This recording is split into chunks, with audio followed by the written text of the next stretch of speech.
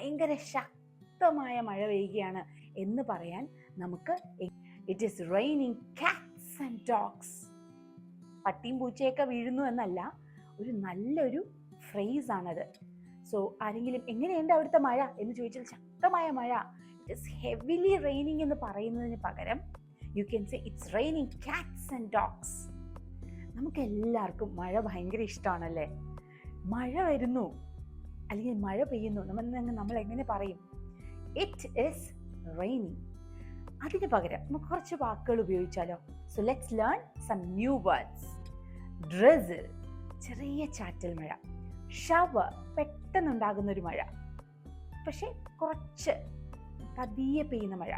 അത് മഴയെന്ന് പറയാനൊന്നുമില്ല, ജസ്റ്റ് ഒന്ന് വെള്ളം ഒന്ന് നമ്മളെ ഒന്ന് നനച്ചു, അതിനെന്താ പറയാ? സ്പ്രിങ്കിൾ. അതേസമയം ശക്തമായ മഴ, ഡൗൺ പോർ, മേഘം പിളർന്ന് വരുന്ന മഴ, അല്ലെങ്കിൽ കുറച്ച് നിമിഷങ്ങൾക്കുള്ളിൽ നമ്മൾ വെള്ളപ്പൊക്കം ഉണ്ടാക്കാൻ കഴിവുള്ളൊരു മഴ നമുക്ക് സാധാരണ ഉണ്ടാകാറില്ലേ? അതിനെന്താ പറയാ? Cloudburst. മഴക്കാലം വന്നു, റെയിനി സീസൺ ഹാസ് കം, അല്ലെങ്കിൽ ഇറ്റ് ഈസ് റെയിനി സീസൺ എന്ന് പറയുന്നതിന് പകരം monsoon is here.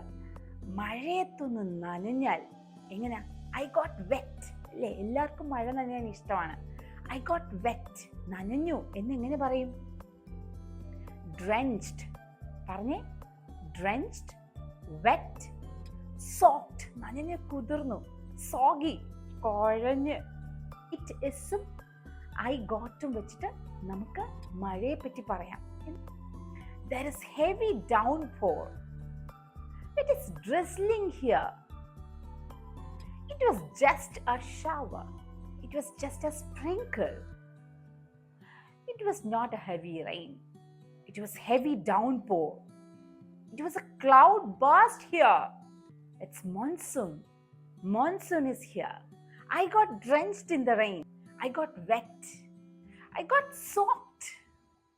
Practice practice practice. ഞാൻ പറഞ്ഞ വേർഡ്സും ഞാൻ പറഞ്ഞ സെന്റൻസസും ഒന്ന് പ്രാക്ടീസ് ചെയ്തേ.